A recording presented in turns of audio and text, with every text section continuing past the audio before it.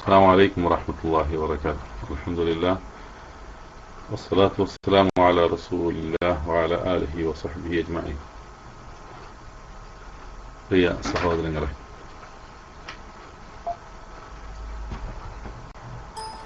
Class അല്പം താമസിച്ചിട്ടുണ്ട്. കഴിഞ്ഞ ദിവസം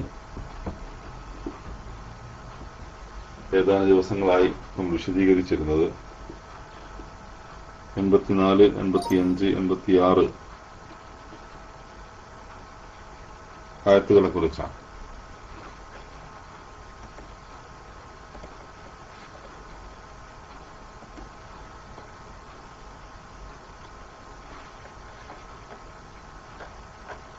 ആ ആയത്തുകളിലെ പാരായണ വ്യാകരണ നിയമങ്ങളെക്കുറിച്ച് നാം മനസ്സിലാക്കുകയുണ്ടായി. ഈ ആയത്തുകളിൽ അടങ്ങിയ ആശയങ്ങൾ എന്തൊക്കെയാണ് എന്നാണ് പരിശോധിക്കാനുള്ളത്. ആയത്തുകൾ ഒന്നുകൂടി ശ്രദ്ധിക്കുക. അഊദു ബില്ലാഹി മിനശ് ശൈത്വാനിർ റജീം.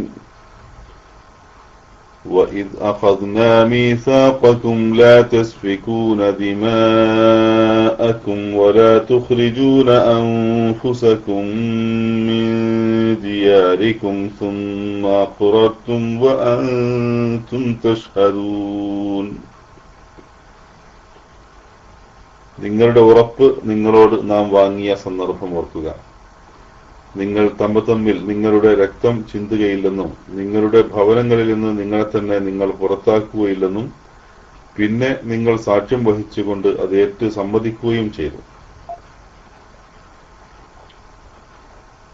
ثُمَّ أَنْتُمْ هَؤُلَاءِ تَقْتُلُونَ أَنفُسَكُمْ وَتُخْرِجُونَ فَرِيقًا مِنْكُمْ مِنْ دِيَارِهِمْ تظاهرون عليهم بالإثم والعدوان وإن يأتوكم أسارى تفادوهم وهو محرم عليكم إخراجهم أفتؤمنون ببعض الكتاب وتكفرون ببعض فما جزاء من يفعل ذلك منكم إلا خزي في الحياة الدنيا ويوم القيامة يردون إلى أشد العذاب وما الله بغافل عما تعملون. എന്നിട്ട് പിന്നെയും നിങ്ങളിതാ ഇങ്ങനെയുള്ളവരാകുന്നു. നിങ്ങൾ നിങ്ങളെ തന്നെ കൊല ചെയ്യുന്നു. നിങ്ങളിൽ നിന്നുള്ള ഒരു കൂട്ടരെ അവരുടെ ഭവനങ്ങളിൽ നിന്ന് നിങ്ങൾ പുറത്താക്കുകയും ചെയ്യുന്നു. കുറ്റവും അതിക്രമവും വഴി അവർക്കെതിരിൽ നിങ്ങൾ പരസ്പരം പിന്തുണ നൽകിക്കൊണ്ട് അവർ നിങ്ങളുടെ അടുക്കൽ തടവുകാരായി വന്നാലാകട്ടെ നിങ്ങൾ അവർക്ക് മോചനമൂല്യം നൽകുകയും ചെയ്യുന്നു. അതാകട്ടെ അവരെ പുറത്താക്കൽ നിങ്ങളുടെ മേൽ നിഷിദ്ധമാക്കപ്പെട്ടതാകുന്നു. അപ്പോൾ വേദഗ്രന്ഥത്തിന്റെ ചില ഭാഗത്തിൽ നിങ്ങൾ വിശ്വസിക്കുകയും ചില ഭാഗത്തിൽ നിങ്ങൾ അവിശ്വസിക്കുകയുമാണോ ചെയ്യുന്നത്? എന്നാൽ നിങ്ങളിൽ അപ്രകാരം ചെയ്യുന്നവരുടെ പ്രതിഫലം ഇഹലോക ജീവിതത്തിൽ അപമാനമല്ലാതെ മറ്റൊന്നുമല്ല. ഖിയാമത്ത് നാളിലാകട്ടെ അവർ അതികഠിനമായ ശിക്ഷയിലേക്ക് തള്ളപ്പെടുന്നതുമാണ്. നിങ്ങൾ പ്രവർത്തിക്കുന്നതിനെ കുറിച്ച് അല്ലാഹു അശ്രദ്ധനൊന്നുമല്ല. أولئك الذين اشتروا الحياة الدنيا بالآخرة فلا يخفف عنهم العذاب ولا هم ينصرون. അക്കൂട്ടർ പരലോകത്തിന് പകരം ഇഹലോക ജീവിതം വാങ്ങിയിട്ടുള്ളവരത്രേ. ആകയാൽ അവർക്ക് ശിക്ഷ ലഘൂകരിക്കപ്പെടുകയില്ല, അവർ സഹായിക്കപ്പെടുന്നതുമല്ല.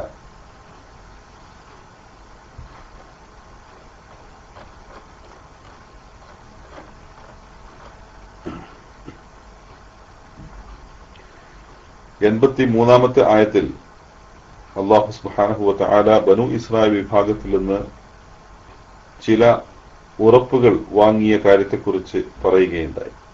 അതിൽ അള്ളാഹുവിനെ അല്ലാതെ ആരാധിക്കുകയില്ല എന്നും മാതാപിതാക്കളോടും അടുത്ത ബന്ധുക്കളോടും അനാഥകളോടും അഗതികളോടും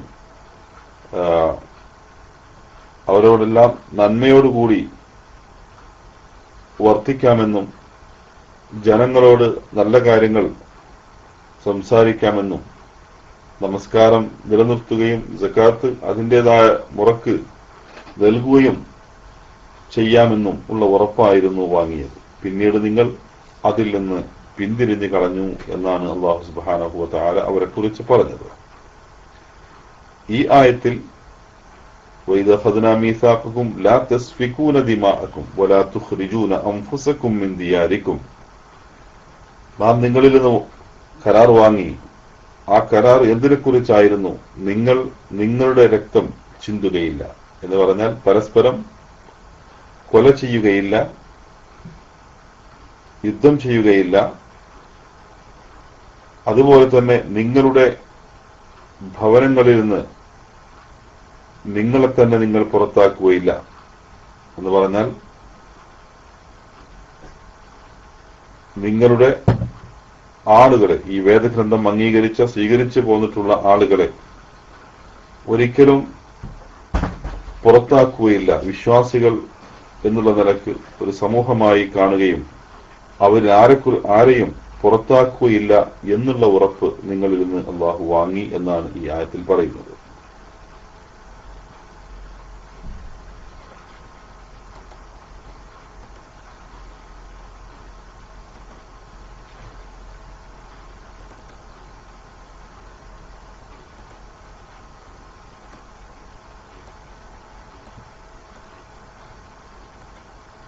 എന്നിട്ട് നിങ്ങളത് സമ്മതിക്കുകയും നിങ്ങളതിന് സാക്ഷികളാവുകയും ചെയ്തു എന്നാണ് അല്ലാഹു സുബ്ഹാനഹു വ തആല അവരെ കുറിച്ച് പറയുന്നത്.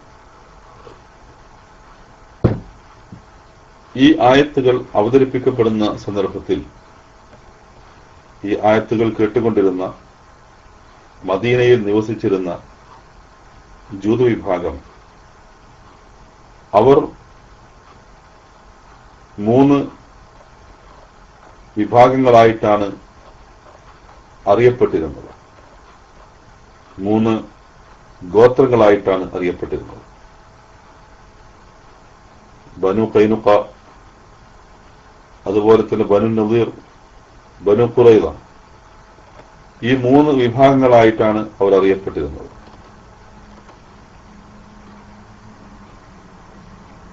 സ്വാഭാവികമായും വേദഗ്രന്ഥങ്ങളിൽ നിന്നുള്ള അറിവുകൾ ലഭിക്കപ്പെട്ട ആളുകൾ എന്നുള്ള നിലക്ക് ഇതിനു മുമ്പുള്ള ഒരുപാട് ആയത്തുകളിലൂടെ അവരുടെ സ്വഭാവങ്ങളെക്കുറിച്ച് വിശദീകരിക്കപ്പെട്ടതിൽ നിന്ന് നമ്മൾ മനസ്സിലാക്കിയ ഒരു കാര്യം, വേദഗ്രന്ഥങ്ങളെക്കുറിച്ച് അവർക്ക് അറിയാത്ത പ്രശ്നമില്ല. എന്താണ് അല്ലാഹു സുബ്ഹാനഹു വ തആല മൂസാ നബി അലൈഹി സ്വലാത്തു വസ്സലാമയിലൂടെ, മൂസാ നബിക്ക് ശേഷമുള്ള പ്രവാചകന്മാരിലൂടെ എന്തെല്ലാം കാര്യങ്ങൾ നിയമമാക്കിയിട്ടുണ്ട്, എന്തെല്ലാം കാര്യം നിരോധിക്കപ്പെട്ടിട്ടുണ്ട് എന്നതിനെ കുറിച്ച് കൃത്യമായ കാഴ്ചപ്പാട് അവർക്കുണ്ട്. പക്ഷെ അവർക്ക് അവരുടെ ഒരു സ്വഭാവം എന്നുള്ള നിലക്ക് അല്ലാഹു സുബ്ഹാനഹു വ തആല നമുക്ക് പരിചയപ്പെടുത്തി തന്ന കാര്യം, വേദഗ്രന്ഥത്തിൽ അവതരിപ്പിക്കപ്പെട്ട നിയമങ്ങളിൽ നിന്ന് എങ്ങനെ രക്ഷപ്പെടാൻ സാധിക്കും, അതിനെ സ്വന്തമായ കാര്യങ്ങൾക്ക് വേണ്ടിയിട്ട് എങ്ങനെ മാറ്റിമറിക്കാൻ സാധിക്കും എന്നതായിരുന്നു അവർ ചിന്തിച്ചിരുന്നത്. ഭൗതികമായ നേട്ടങ്ങൾക്ക് വേണ്ടിയിട്ട് വേദഗ്രന്ഥങ്ങളിലെ ചില ഭാഗങ്ങൾ ഉപയോഗപ്പെടുത്തുകയും എന്നാൽ അതുപോലെയുള്ള ഭൗതികമായ മറ്റൊരു നേട്ടത്തിന് വേണ്ടിയിട്ട് വേദഗ്രന്ഥങ്ങളിലെ ചില കാര്യങ്ങൾ മറച്ചുവെക്കുകയും ചെയ്യുന്ന സ്വഭാവമായിരുന്നു ബനു ഇസ്രായേൽ വിഭാഗത്തിന്റെ ഏറ്റവും പ്രധാനപ്പെട്ട സ്വഭാവമായി വിശുദ്ധ ഖുർആൻ നമുക്ക് എടുത്തു കാണിച്ചു തന്നിട്ടുള്ളത്. ഇവിടെ ثم أنتم هؤلاء تقتلون أنفسكم وتخرجون فريقا منكم من ديارهم تظاهرون عليهم بالإثم والعدوان وإن يأتوكم أسارى تفادوهم وهو محرم عليكم إخراجهم. അല്ലാഹു സുബ്ഹാനഹു വ തആല അവരോട് പറയുകയാണ്, ثم أنتم هؤلاء تقتلون أنفسكم, എന്നിട്ട് എന്താണ്, നിങ്ങളെ തന്നെ വധിച്ചുകൊണ്ടിരിക്കുന്ന ആളുകളായി മാറി. നിങ്ങളുടെ ആളുകളെ തന്നെ നിങ്ങളുടെ വീടുകളിൽ നിന്ന് നിങ്ങൾ പുറത്താക്കുന്ന അവസ്ഥയിലേക്ക് നിങ്ങളായിത്തീർന്നു.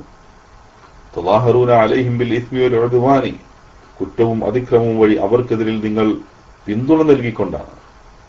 സ്വന്തം സമൂഹത്തിനെ ഒറ്റുകൊടുത്തുകൊണ്ട്, സ്വന്തം സമൂഹത്തിനെതിരെ മറ്റൊരു വിഭാഗവുമായി കക്ഷി ചേർന്നുകൊണ്ട് സ്വന്തം ആളുകൾക്കെതിരെ യുദ്ധം ചെയ്യുന്ന നിലപാട് നിങ്ങൾ സ്വീകരിച്ചു. എന്നിട്ടോ വയ്യത്തൂക്കും എന്നാൽ അങ്ങനെ സ്വന്തം ആളുകൾക്കെതിരെ യുദ്ധം ചെയ്ത് അവരെ ബന്ദികളാക്കി വച്ചതിന് ശേഷം ആ ബന്ദികൾക്ക് വേണ്ടിയിട്ട് മോചനമൂല്യം, അതായത് ഭൗതികമായ ഇടപാടുകൾ അല്ലെങ്കിൽ അതിലൂടെ നേട്ടമുണ്ടാക്കുന്നതിന് വേണ്ടിയിട്ട് അവരുടെ മോചനമൂല്യം വാങ്ങി നിങ്ങൾ അവരെ വിട്ടുകൊടുക്കുകയും ചെയ്യും. വഹുവ മുഹറമുൻ അലൈക്കും ഇഖ്റാജുഹും, അതാവട്ടെ അവരെ പുറത്താക്കൽ, അവരെ വീടുകളിൽ നിന്ന് പുറത്താക്കുക, അങ്ങനെ അവരെ പിടിച്ചുവെച്ച് ബന്ദികളാക്കി മാറ്റുക തുടങ്ങിയിട്ടുള്ള കാര്യങ്ങൾ നിങ്ങളുടെ മേൽ നിഷിദ്ധമാകുന്നു എന്നാണ് അല്ലാഹു സുബ്ഹാനഹു വ തആല പറയുന്നത്. അഫതുമിനൂന ബിബഅദിൽ കിതാബി വതക്ഫുറൂന ബിബഅദ്, അപ്പോൾ നിങ്ങൾ വേദഗ്രന്ഥത്തിന്റെ ഒരു ഭാഗം വിശ്വസിക്കുകയും മറ്റൊരു ഭാഗം അവിശ്വസിക്കുകയുമാണോ ചെയ്യുന്നത്? എന്താണ് ഇവിടെ ഉദ്ദേശം? ഇങ്ങനെയുള്ള ഈ ഒരു പ്രവൃത്തി യഥാർത്ഥത്തിൽ ഇവർക്ക് എന്തുകൊണ്ടാണ് സംഭവിച്ചത്? മദീനയിലെ ഏറ്റവും പ്രധാനപ്പെട്ട രണ്ട് കക്ഷികളായിരുന്നു ഔസ് ഖസ്റജ് വിഭാഗങ്ങൾ. നമുക്കറിയാം, ഔസും ഖസ്റജും തമ്മിലുള്ള യുദ്ധങ്ങളെ സംബന്ധിച്ച് അറബി കാവ്യങ്ങളിൽ പോലും വളരെ പ്രസിദ്ധമാണ്. ഒരുപാട് വർഷക്കാലം ഔസും ഖസ്റജും തമ്മിൽ യുദ്ധം ചെയ്തതായി ചരിത്രത്തിൽ പറയുന്നുണ്ട്. നിസ്സാര കാര്യങ്ങൾക്ക് വഴക്കടിച്ചിരുന്ന ആളുകൾ, അവര് വിശ്വാസമുണ്ടായിരുന്നില്ല. അവരുടെ വിശ്വാസം ബഹുദൈവ വിശ്വാസമായിരുന്നു. അവർ മദീനയിൽ നിവസിച്ചിരുന്ന ആളുകൾ, മദീനയ്ക്ക് മദീന എന്ന പേര് ലഭിക്കപ്പെടുന്നതിന് മുമ്പ് യസ്രിബ് എന്ന പ്രദേശത്ത് ജീവിച്ചിരുന്ന വിഗ്രഹാരാധകരായിരുന്ന ഔസും ഖസ്റജും അവർ പരസ്പരം പോരാടി. അങ്ങനെ പോരാടിയപ്പോൾ അവിടെ ജീവിച്ചിരുന്ന ജൂത വിഭാഗമായിരുന്ന നേരത്തെ പറയപ്പെട്ട 3 ഗോത്രങ്ങൾ ഖൈനുഖാവും നളീറും ഖുറൈളയും, ഇവരെല്ലാവരും ഈ യുദ്ധങ്ങളിൽ ഔസിന്റെ കൂടെയോ അല്ലെങ്കിൽ ഖസ്റജിന്റെ കൂടെയോ അവർ ചേരുകയുണ്ടായി. ഇവിടെ ഖൈനുഖാ അതുപോലെ നളീർ, ഈ 2 ഗോത്രവും ഖസ്റജുമായി സഖ്യത്തിലായിരുന്നു. മൂന്നാമത്തെ ഗോത്രമായ ഖുറൈള ഔസുമായും ബന്ധമുണ്ടായിരുന്നു. സ്വാഭാവികമായും ഔസും ഖസ്റജും തമ്മിൽ യുദ്ധമുണ്ടാകുമ്പോൾ ഖൈനുഖാവും നളീറും ഒരു ഭാഗത്തും ഖുറൈള മറ്റൊരു ഭാഗത്തും നിന്നുകൊണ്ട് ആ യുദ്ധങ്ങളിൽ പങ്കെടുത്തുകൊണ്ട് അവർ പരസ്പരം യുദ്ധം ചെയ്തിരുന്നു. അല്ലാഹു സുബ്ഹാനഹു വ തആല ചോദിക്കുന്നത്, ഔസും ഖസ്റജും അവർ വേദഗ്രന്ഥം നൽകപ്പെട്ടിട്ടില്ലാത്ത വിഭാഗമാകുന്നു. അവർക്ക് വേദഗ്രന്ഥം എന്തെന്നറിയില്ല. അവർ വിഗ്രഹാരാധകരാകുന്നു. പക്ഷേ നിങ്ങൾ അങ്ങനെയല്ല. നിങ്ങൾക്ക് അല്ലാഹുവിന്റെ വേദഗ്രന്ഥം നൽകപ്പെട്ടിട്ടുള്ള ആളുകളാകുന്നു. അങ്ങനെ ആ വേദഗ്രന്ഥം നൽകപ്പെട്ടിട്ടുള്ള ആളുകൾ എന്നുള്ള നിലക്ക് നിങ്ങൾക്ക് ഉത്തരവാദിത്തമുണ്ട്. ആ വേദഗ്രന്ഥങ്ങളിൽ ചില കാര്യങ്ങൾ നിങ്ങൾ എടുത്തുദ്ധരിക്കാറുണ്ട്. ഞങ്ങളുടെ വേദഗ്രന്ഥങ്ങൾ ഇങ്ങനെയാണ് പറയുന്നത്, അതുകൊണ്ട് ഞങ്ങൾക്ക് ഇങ്ങനെയേ ചെയ്യാൻ പാടുള്ളൂ എന്ന് പല കാര്യങ്ങളിലും നിങ്ങൾ പറയുമ്പോൾ, ഇത്തരം കാര്യങ്ങളിൽ നിങ്ങൾ പരസ്പരം നിങ്ങളുടെ സഹോദരങ്ങളെ തന്നെ ബന്ധനസ്ഥരാക്കുകയും അവരെ പിടികൂടുകയും അവരെ വധിക്കുകയും അവരുടെ വാസസ്ഥലങ്ങളിൽ നിന്ന് പുറത്താക്കുകയും ചെയ്യുന്നു എന്നാണ് ഇവിടെ ഈ വിഷയത്തെ സംബന്ധിച്ച് അല്ലാഹു സുബ്ഹാനഹു വ തആല അവരോട് പറയുന്നത്. ഇബ്നു കസീർ ഈ ആയത്തിന്റെ വിശദീകരണത്തിൽ പറയുന്ന ചില കാര്യങ്ങൾ നാം മനസ്സിലാക്കുന്നത് ഇത്തരണത്തിൽ നന്നായിരിക്കും. യഖൂലുല്ലാഹു തബാറക വ തആല മുൻകറൻ അലൽ യഹൂദി الذين كانوا في زمان رسول الله صلى الله عليه وسلم بالمدينة وما كانوا يعانونه من القتال مع الأوس والخزرج وذلك أن الأوس والخزرج وهم الأنصار كانوا في الجاهلية عباد أصنام وكانت بينهم حروب كثيرة وكانت يهود المدينة 3 قبائل بنو قينقاع وبنو النضير حلفاء الخزرج وبنو قريظة حلفاء الأوس فكانت الحرب إذا نشبت بينهم قاتل كل فريق مع حلفائه فيقتل اليهودي أعداءه وقد يقتل اليهودي الآخر من الفريق الآخر. الله سبحانه وتعالى റസൂലുള്ളാഹി സ്വല്ലല്ലാഹു അലൈഹി വസല്ലമയുടെ ആ കാലഘട്ടത്തിൽ മദീനയിൽ ജീവിച്ചിരുന്ന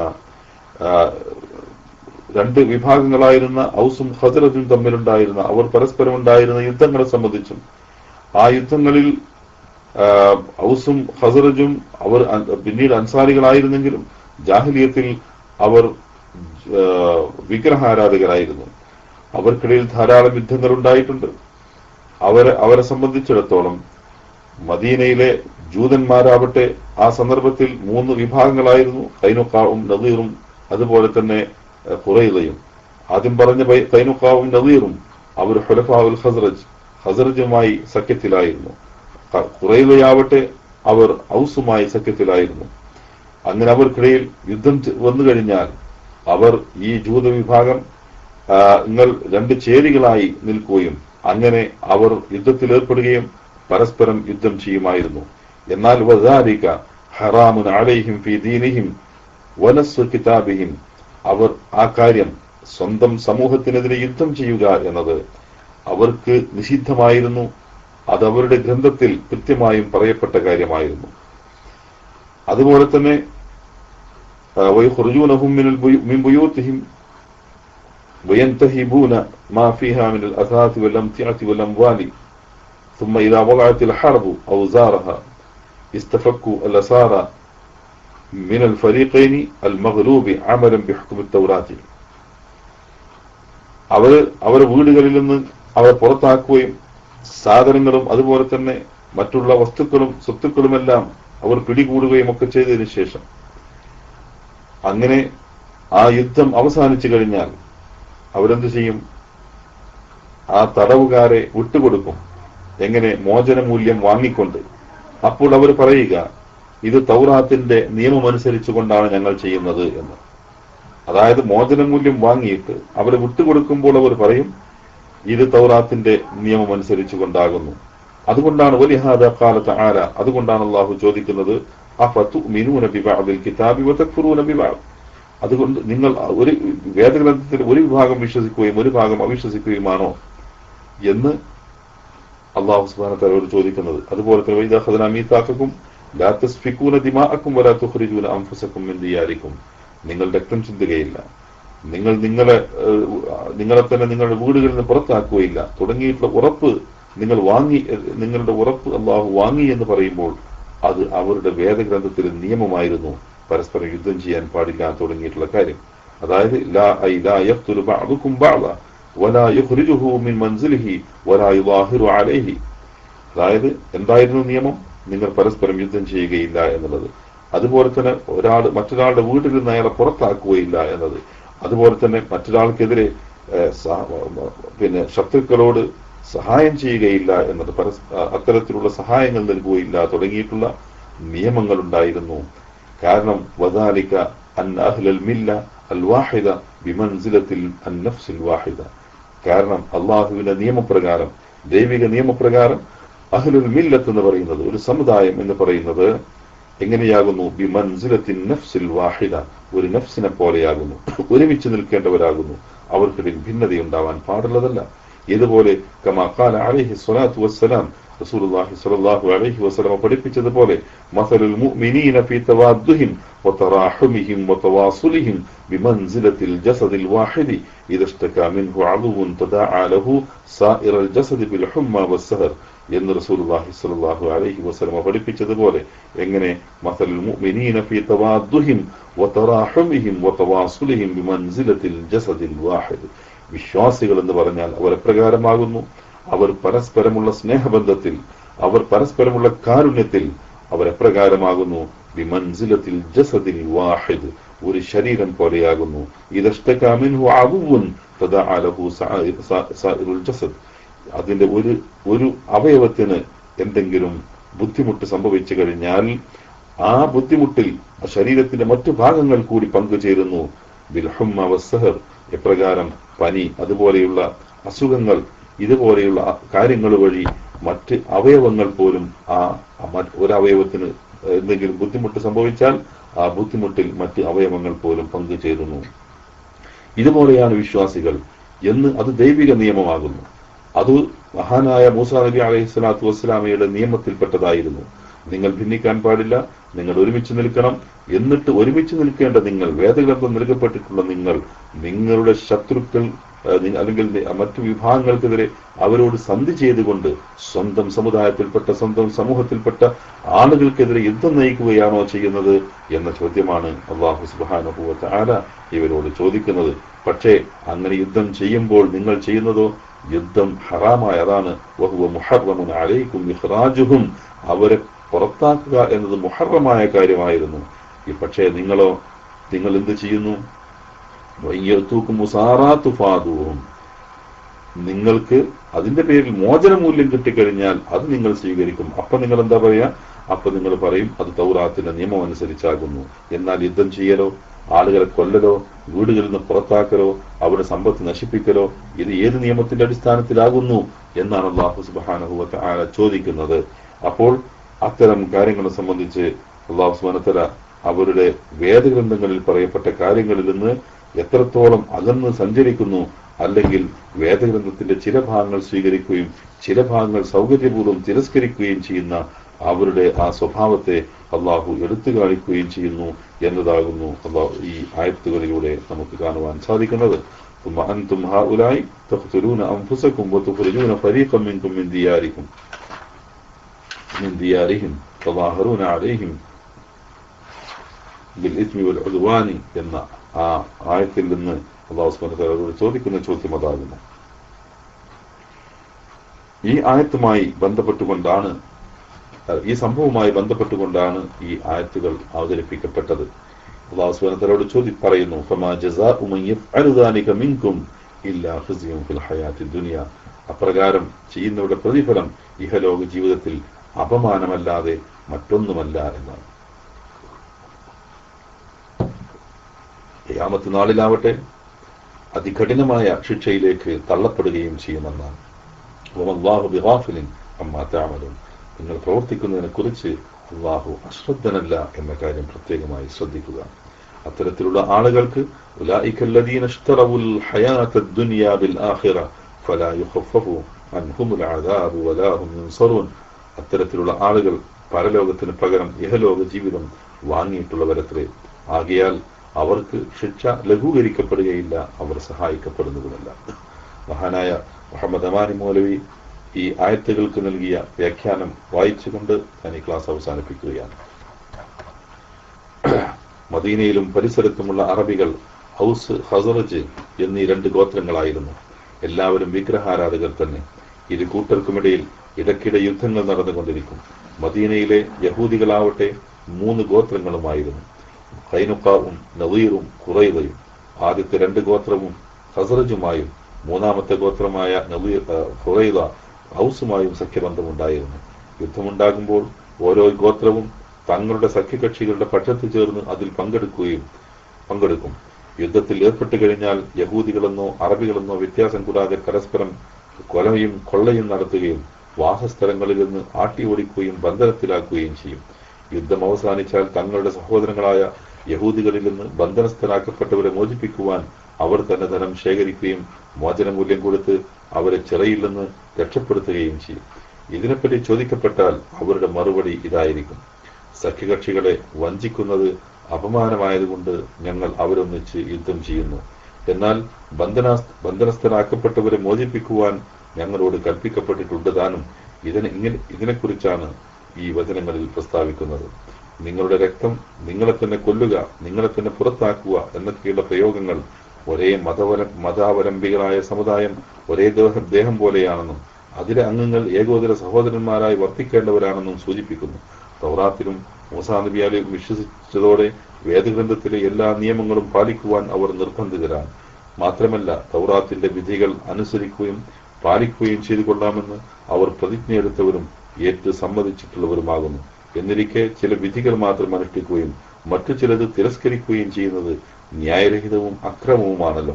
അതുകൊണ്ടാണ് വേദഗ്രന്ഥത്തിന്റെ ചില ഭാഗത്തിൽ വിശ്വസിക്കുകയും ചിലതിൽ അവിശ്വസിക്കുകയുമാണോ നിങ്ങൾ ചെയ്യുന്നത് എന്ന് അല്ലാഹു അവരെ ആക്ഷേപിക്കുന്നത്. ഇതിന്റെ ഫലം ഇഹത്തിൽ വെച്ച് അപമാനവും പരലോകത്ത് വെച്ച് അതികഠിനമായ ശിക്ഷയുമാണെന്ന് അവരെ താക്കീത് ചെയ്യുന്നു. ഇവർ ഇത്രത്തോളം മതപതിക്കുവാനും വിരോധാഭാസങ്ങൾ പ്രവർത്തിക്കുന്നവരായി തീരുവാനും കാരണം അവർ ഐഹിക ജീവിതത്തിനു വേണ്ടി പാരത്രിക നന്മകളെ ബലികഴിച്ചതാണെന്നും ചൂണ്ടിക്കാട്ടുന്നു. ഈ വചനങ്ങൾ അവതരിച്ചത് യഹൂദികളുടെ പ്രസ്തുത വിഷയത്തിലാണെങ്കിലും ഇസ്ലാമിന്റെ വിധിവിലക്കുകൾ ശരിവെച്ച് സമ്മതിക്കുകയും എന്നിട്ട് അവയിൽ ചിലത് മാത്രം അനുഷ്ഠിക്കുകയും ചിലത് തീരെ വർജിക്കുകയും ചെയ്യുന്നവർക്കെല്ലാം ഇതിലെ താക്കീതും ആക്ഷേപവും ബാധകമാകുന്നു. ഉദാഹരണമായി, മുസ്ലിങ്ങളിൽ ചിലർ ഇസ്ലാമിലെ ഏറ്റവും പ്രധാനപ്പെട്ട നിർബന്ധ കർമ്മമായ നമസ്കാരവും വേറെ ചിലർ സക്കാത്തും പാടെ അവഗണിച്ചു കളയുന്നു. അതേസമയത്ത് മറ്റു ചില മതാനുഷ്ഠാനങ്ങളിൽ അവർക്ക് നിഷ്കർഷയും ഉണ്ടായേക്കും. അതുപോലെ ചിലർ പരീക്ഷയുടെ കാര്യത്തിൽ യഹൂദികളുടെയും മറ്റു ചില ദുർവൃത്തികളിൽ അവിശ്വാസികളുടെയും നിലപാട് സ്വീകരിച്ചു കാണാം. ചിലർ ആരാധനാകർമ്മങ്ങളിൽ ശ്രദ്ധയുള്ളവരും സാമൂഹ്യ ബാധ്യതകൾ അവഗണിക്കുന്നവരുമായിരിക്കും. ചിലർ നേരെ മറിച്ചും. ഓരോന്നിനെക്കുറിച്ചുമുള്ള മതവിധിയും അതിന്റെ ഗൗരവവും അറിഞ്ഞും സമ്മതിച്ചും കൊണ്ട് തന്നെയാണ് പലരും അങ്ങനെ ചെയ്യുന്നുള്ളതെന്നാണ് വലിയ അത്ഭുതം. മുസ്ലിം സമുദായത്തിന് അള്ളാഹു നേർവഴിയും തന്റെ ഇടവും നൽകുമാറാവട്ടെ. ആമീൻ. ഇതാണ് അഹമ്മദ് മാനി മൗലവി ഈ ആയത്തുകൾക്ക് നൽകിയ വിശദീകരണമായി നമുക്ക് കാണുവാൻ സാധിക്കുന്നത്. അപ്പോൾ ഇവിടെ ജൂത വിഭാഗത്തിന്റെ ശൈലി സ്വന്തം സമൂഹത്തിനെതിരെ യുദ്ധം നയിക്കുകയും ആ യുദ്ധത്തിലൂടെ ബന്ധനസ്ഥരാക്കപ്പെട്ട ആളുകളെ മോചിപ്പിക്കുന്നതിനു വേണ്ടി പണം ശേഖരിക്കുകയും അങ്ങനെ അവരെ മോചിപ്പിക്കുവാൻ വേണ്ടി അവർ ശ്രമിക്കുകയും ചെയ്യുന്നു. ഇത് രണ്ട് നിലപാട് സ്വീകരിക്കുവാൻ അവർ സ്വീകരിച്ച ന്യായം എന്തായിരുന്നു? സഖ്യകക്ഷികളെ വഞ്ചിക്കുന്നത് അപമാനമായതുകൊണ്ട് യുദ്ധം ചെയ്യുന്നു. എന്നാൽ ബന്ധനസ്ഥരാക്കപ്പെട്ടവരെ മോചിപ്പിക്കുവാൻ ഞങ്ങളോട് കൽപ്പിക്കപ്പെട്ടിട്ടുണ്ട് എന്നാണ് അവർ പറഞ്ഞത്. രണ്ടാമത്തെ കാര്യത്തിന് അവരുടെ വേദഗ്രന്ഥത്തെ അവർ തെളിവ് പിടിക്കുകയും ചെയ്യുന്നു. അതുകൊണ്ടാണ് അള്ളാഹു ചോദിച്ചത്, വേദഗ്രന്ഥത്തിന്റെ ഒരു ഭാഗം നിങ്ങൾ വിശ്വസിക്കുകയും മറ്റൊരു ഭാഗം നിങ്ങൾ തള്ളിക്കളയുകയും ചെയ്യുന്നുവോ എന്ന്. അതുകൊണ്ട് അത്തരത്തിലുള്ള ശൈലികൾ ശരിയല്ല. ഇതിൽ മുസ്ലിം സമുദായത്തിന് ധാരാളം പാഠങ്ങളുണ്ട്. എന്താണ്? ഒന്നിച്ച് ഒറ്റക്കെട്ടായി ഇതിൽ കേട്ടുന്ന മുസ്ലിം സമുദായം അനാവശ്യ കാര്യങ്ങളിൽ ഭിന്നത കാണിച്ചുകൊണ്ട് പരസ്പരം പോരടിക്കുന്ന, യുദ്ധം നയിക്കുന്ന, പരസ്പരം കൊല ചെയ്യുന്ന അവസ്ഥകളിലേക്ക്, സ്വന്തം നാടുകളിൽ നിന്ന് പുറത്താക്കുന്ന അവസ്ഥകളിലേക്ക് ഈ സമുദായം ഒരിക്കലും പോവാൻ പാടുള്ളതല്ല. അതുകൊണ്ട് ഏകോദര സഹോദരന്മാരെ നിൽക്കുവാനാണ് അല്ലാഹു സുബ്ഹാനഹു വ തആല വിശ്വാസികളോട് പറഞ്ഞിട്ടുള്ളത്. അതുപോലെ തന്നെ മഹാനായ പ്രവാചകൻ സ്വല്ലല്ലാഹു അലൈഹി വസല്ലമ പഠിപ്പിച്ചിട്ടുള്ളത്. അതുകൊണ്ട് ആ സാഹോദര്യങ്ങൾക്ക് കോട്ടം തട്ടുന്ന വിധത്തിലുള്ള പ്രവർത്തനങ്ങൾ നിങ്ങളുടെ ഭാഗത്തു നിന്നുണ്ടാവാൻ പാടില്ല എന്ന് അല്ലാഹു സുബ്ഹാനഹു വ തആല ഈ വചനങ്ങളിലൂടെ പഠിപ്പിക്കുന്നുണ്ട്. അതോടൊപ്പം തന്നെ വേദഗ്രന്ഥങ്ങൾ എന്ന് പറയുന്നത്, വേദഗ്രന്ഥം അത് ഏതെങ്കിലും ഒരു ഭാഗം എടുക്കാനുള്ളതല്ല, അതിന്റെ എല്ലാ ഭാഗങ്ങളും നമുക്ക് ബാധകമാകുന്നു. വേദഗ്രന്ഥങ്ങൾ എന്ന് പറയുമ്പോൾ കേവലം അനുഷ്ഠാനങ്ങളല്ല, കേവലം വിശ്വാസം മാത്രമല്ല, കേവലം ആരാധനാകർമ്മങ്ങൾ മാത്രമല്ല, എല്ലാം അതിൽ ഉൾക്കൊള്ളുന്നു. തൗഹീദിന്റേതായ പ്രാധാന്യമുണ്ടാകുന്നു. തൗഹീദ് ഉൾക്കൊള്ളുന്ന ആളുകൾ എങ്ങനെ ജീവിക്കണം, അവരുടെ സ്വഭാവം എപ്രകാരമായിരിക്കണം, അതിന്റെ പ്രാധാന്യം അതിലുണ്ട്. ആരാധനകൾ എങ്ങനെയായിരിക്കണം, അതിന്റെ പ്രാധാന്യം അതിലുണ്ട്. സാമൂഹികമായ ബന്ധം എപ്രകാരമാണ്, അതിന്റെ പ്രാധാന്യം അതിനുണ്ട്. അതുപോലെ തന്നെ നിഷിദ്ധമാക്കപ്പെട്ട കാര്യങ്ങൾ, അത് ചെറുതും വലുതുമായ കാര്യങ്ങളെന്ന് നമ്മൾ പറഞ്ഞുകൊണ്ടിരിക്കുന്ന എല്ലാ കാര്യങ്ങളിലുമുള്ള നമ്മുടെ നിലപാടുകൾ എപ്രകാരമായിരിക്കണം എന്നതിനെക്കുറിച്ചും വേദഗ്രന്ഥങ്ങളിൽ നമുക്ക് കാണാൻ സാധിക്കും. അപ്പോൾ എല്ലാ വിഷയങ്ങളെ സംബന്ധിച്ചും വേദഗ്രന്ഥങ്ങളിൽ പറയപ്പെട്ടത് പൂർണ്ണമായും സ്വീകരിക്കുവാൻ നാം ബാധ്യസ്ഥരാണ്. നിങ്ങൾ സിൽമിൽ, ഇസ്ലാമിന്റെ പൂർണ്ണമായ നിയമങ്ങൾക്ക് വിധേയമായിക്കൊണ്ട് അത് പൂർണ്ണമായും ഉൾക്കൊള്ളുവാൻ നിങ്ങൾ തയ്യാറാവണം എന്നത് അള്ളാഹുവിന്റെ കൽപ്പനയാകുന്നു എന്നാണ്. അതുകൊണ്ട് തന്നെ ഏത് വിഷയങ്ങളിലും ചിലർക്ക് ആരാധനാകർമ്മങ്ങളിൽ മാത്രമായിരിക്കും ശ്രദ്ധയുണ്ടാവുക. സാമൂഹികമായ ബന്ധങ്ങളെക്കുറിച്ചോ ബാധ്യതകളെക്കുറിച്ചോ അവർ പരിഗണിക്കുകയില്ല. ഇസ്ലാം എന്ന് പറയുന്നത് പള്ളി മെഹ്റാബുകൾ മാത്രമല്ല, കേവലം വിശ്വാസങ്ങൾ മാത്രമല്ല. തൗഹീദ് സ്വീകരിച്ചു കഴിഞ്ഞാൽ എന്ത് തോന്നിവാസവും ചെയ്യാം എന്നല്ല ഇസ്ലാം പഠിപ്പിക്കുന്നത്.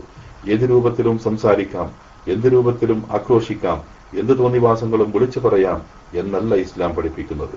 അതോടൊപ്പം ഏറ്റവും ശുദ്ധനായിട്ടാണ് ഞാൻ ജീവിക്കുന്നത് എന്ന് തീരുമാനിച്ചുകൊണ്ട് സ്വഭാവപരമായ കാര്യങ്ങളിൽ വലിയ പ്രാധാന്യത്തോടുകൂടി അതിനെ നോക്കിക്കാണുന്ന ആളുകൾക്ക് അള്ളാഹുവിലുള്ള വിശ്വാസം അല്ലെങ്കിൽ തൗഹീദിലുള്ള വിശ്വാസം ശിർക്ക് പരമായ വിശ്വാസങ്ങൾ കൂടിച്ചേരുന്നത് തുടങ്ങിയ വിഷയങ്ങളെ സംബന്ധിച്ച് അതിനെക്കുറിച്ച് വേണ്ട ബോധമില്ലെങ്കിൽ അത് ഏറ്റവും വലിയ നഷ്ടമായി തീരുകയും ചെയ്യും എന്നാണ് നമ്മൾ മനസ്സിലാക്കേണ്ടത്. അതുകൊണ്ട് എല്ലാ കാര്യങ്ങളിലും കൃത്യമായ ബോധം നമുക്കുണ്ടായിരിക്കേണ്ടതുണ്ട്.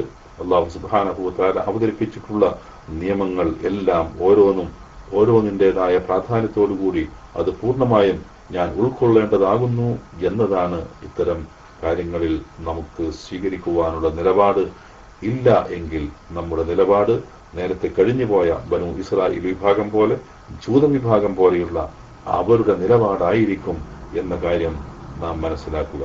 അതുകൊണ്ട് അല്ലാഹു സുബ്ഹാനഹു വ തആല അല്ലാഹുവിന്റെ മതത്തിൽ, മതവിശ്വാസത്തിൽ, മതപരമായ കർമ്മങ്ങളിൽ, മതപരമായ അനുഷ്ഠാനങ്ങളിൽ, സ്വഭാവ പെരുമാറ്റ മര്യാദകളിൽ, ഇടപാടുകളിൽ തുടങ്ങി എല്ലാ വിഷയങ്ങളിലും നേർവഴി കാണിച്ച് തരുന്ന, അല്ലെങ്കിൽ നേർവഴിയിലൂടെ നടക്കാൻ വിധിക്കപ്പെട്ട ഒരു സമുദായമായി മാറുവാൻ ഈ മുസ്ലിം സമുദായത്തിന് അല്ലാഹു സുബ്ഹാനഹു വ തആല തൗഫീഖ് പ്രദാനം ചെയ്യുമാറാവട്ടെ.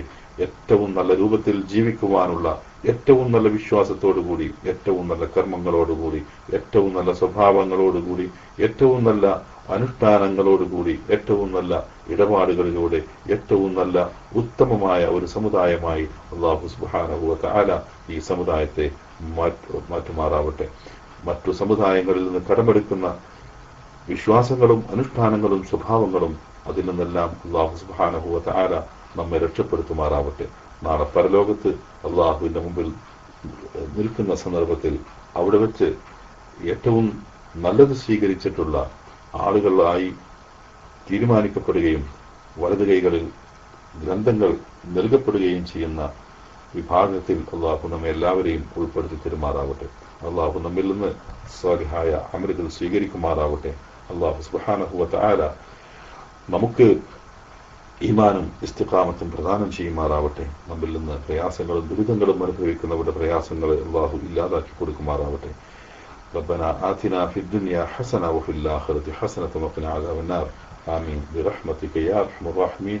وصلى الله على نبينا محمد وعلى آله وصحبه أجمعين والحمد لله رب العالمين. والسلام عليكم ورحمة الله وبركاته.